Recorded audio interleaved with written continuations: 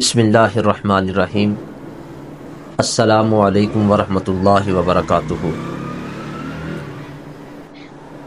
آج ہم انشاءاللہ ایک بہت ہی خوبصورت وظیفے کے حوالے سے بات کریں گے۔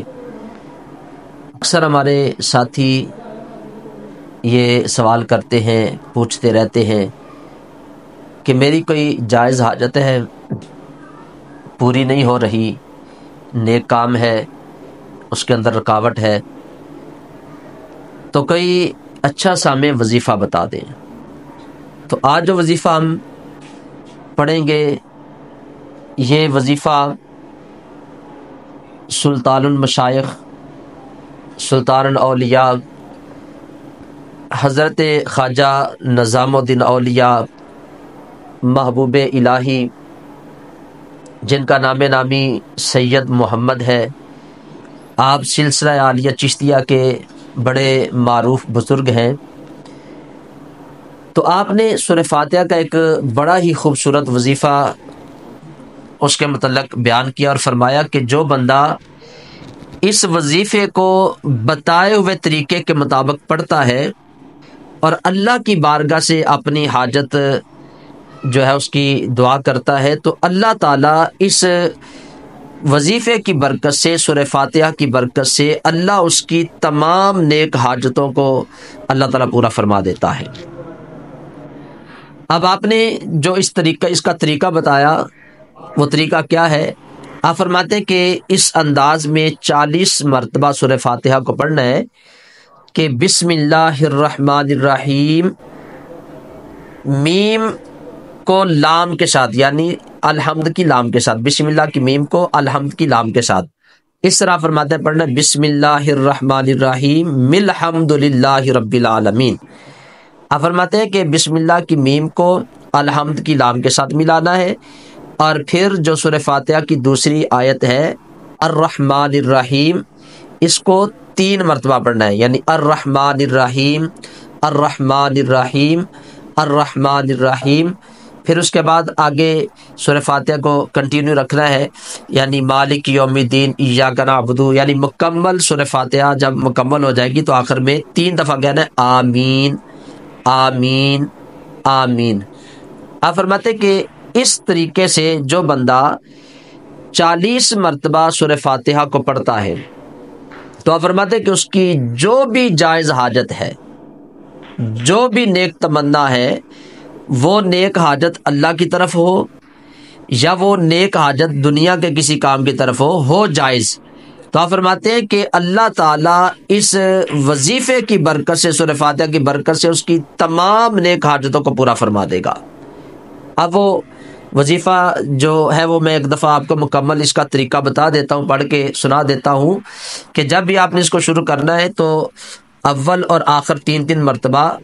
درود پاک پڑھ لینا ہے، اور پھر اس کے بعد پڑھنا ہے بسم اللہ الرحمن الرحیم الحمد للہ رب العالمین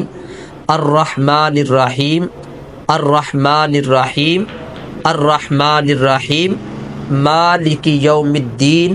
ایاک نعبد و ایاک نستعین اہدنا الصراط المستقیم صراط الذین انعمت علیہم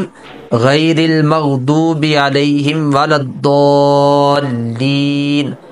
آمین آمین آمین۔ یہ مکمل اس کا طریقہ ہے۔ آپ فرماتے ہیں جو اس طریقے کے مطابق، بتائے ہوئے طریقے کے مطابق 40 مرتبہ سورہ فاتحہ کو پڑھتا ہے، پڑھنے کے بعد پھر وہ بندہ کیا کرے گا؟ عاجزی اور انکساری کے ساتھ،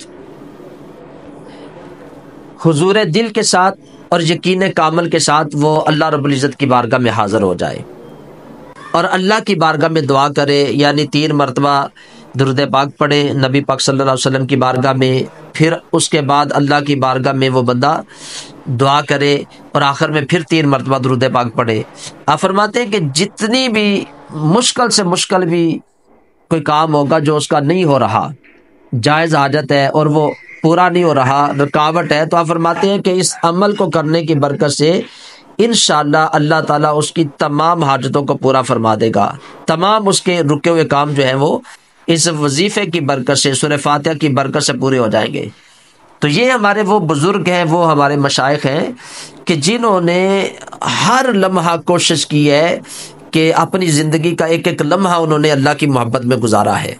اپنی زندگی کا ہر عمل جو ہے وہ نبی پاک صلی اللہ علیہ وسلم کی سنت کے مطابق کیا ہے، اور پھر جو ان کو ماننے والے ہیں، ان سے محبت کرنے والے ہیں، ان کے مریدین ہیں، انہوں نے کوشش کی ہے کہ ان کا تعلق بھی اللہ کے ساتھ مضبوط کریں۔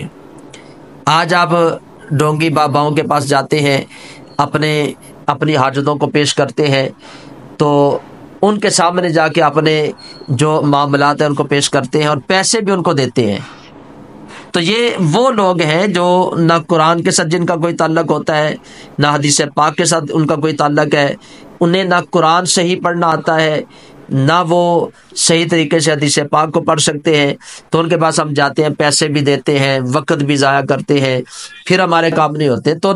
حضرت خواجہ نظام الدین آپ فرماتے ہیں کہ اگر تم چاہتے ہو کہ تمہارے تمام کام اللہ جو ہے ان کو حاجتوں کو پورا کرے، تو تم اس طریقے سے، اس انداز سے اس کو عمل کو کرو، تو انشاءاللہ تمہاری تمام حاجتیں اللہ پوری فرما دے گا۔ تو ایک بڑا ہی خوبصورت وظیفہ تھا، مجھے امید ہے کہ آپ کو اس کی سمجھ آ گئی ہوگی، اس کا طریقہ بھی آپ کو سماعت کر لیا ہے۔